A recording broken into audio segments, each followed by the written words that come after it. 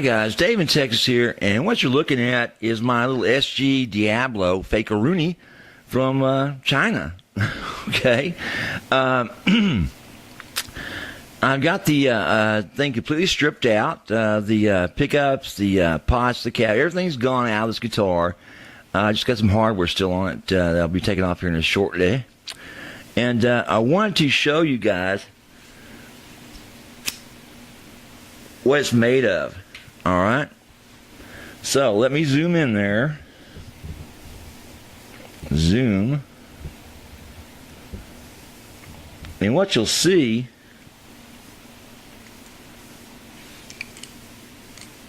I'm going to turn this light on.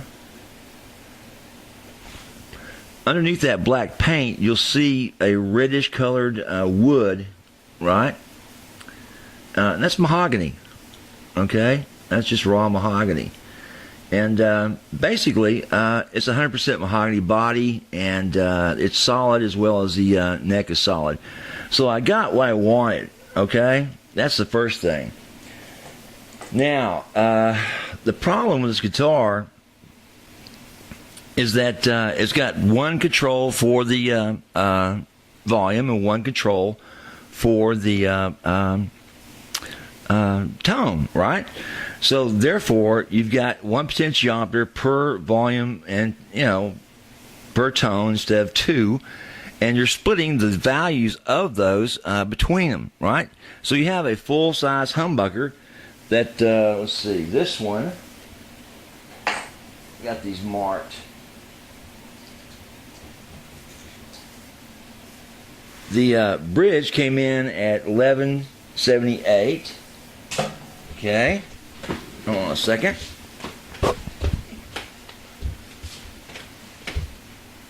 The neck came in at like 970.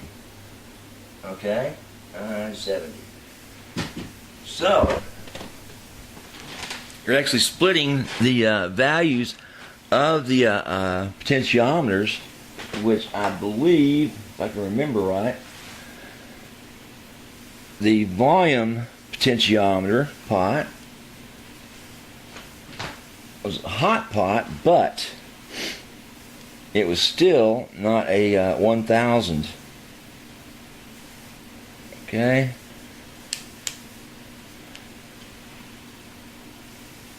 let's turn it all the way up. What do I get?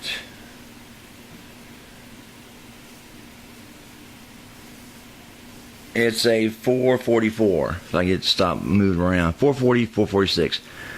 So it's a little bit on the dead side. I thought it was a lot higher than that. I thought it was a 525. It must be the tone.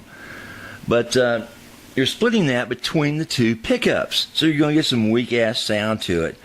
So what I'm going to do, guys, with this setup, with this rig that it came with, right? I'm going to keep the three-way. Toss the potentiometers and the jack, right? Put on a stereo jack, which I love those because they're so heavily built. Keep the three-way because it looks like it's a it's an Epiphone three-way for sure. Why fake that? And put some 1000s in there and split those at 500 each for those pickups, and hopefully that sound will come out much stronger, much truer than I did before. Okay, and I wanted to show you the difference between a real Epiphone pickup and a fake one. Okay, now the first one I'm going to show you is a fake one that came off. And this came off the, came off the little SG. Alright? Now, there's some spots on this thing. You can tell it's a fake. First of all, it's bent in the middle where they pressed Epiphone into it, which they should not have done. Okay? And as you look at this one, it's completely straight across the, part. Right? Get the Epiphone to show up there somehow. See that Epiphone? And definitely waxed is much, much heavier than the unwaxed one. But you'll see there at the dog ears, right? The mounting area. You'll see that there's some cutouts right there to help bend this down for a mounting bracket. Not so on the fake one. Also, look at the top corner here and the bottom corner here. Now look at the real one. There's a hole there, okay? And that's to help the wax come through, do its thing, right? And those are some simple ways to tell a fake one from a real one. So I hope that does help you, okay? Also with this guitar, I need to flip it around here for a second, real quickly, and show you what I tend to do on the back of it, right? So what I tend to do on the back of this guitar is to actually bevel that edge that you're looking at right now, which is not beveled. It's just a flat, straight cut. See that? I'll bevel that edge, remove that block, which is why, it's down there because he split the wood trying to mount that piece of plastic, the oversized plastic to it. And if you remember, the plastic doesn't fit inside that at all if it's well over that gap, that hole. But it's not very true as it's cut. So I'll have to actually shape that, part to it very carefully. You'll see the screw right there is breaking through the wood, so it's not going to hold on there very long. But I'll bevel that edge, open up these holes that you see there, right, because they're too small for the Gibson potentiometers.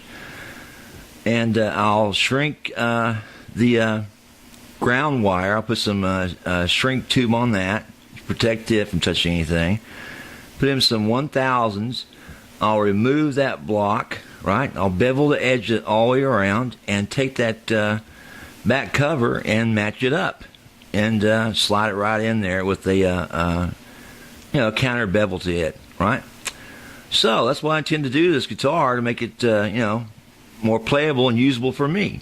So if any questions, give me a holler. Dave in Texas. Bye.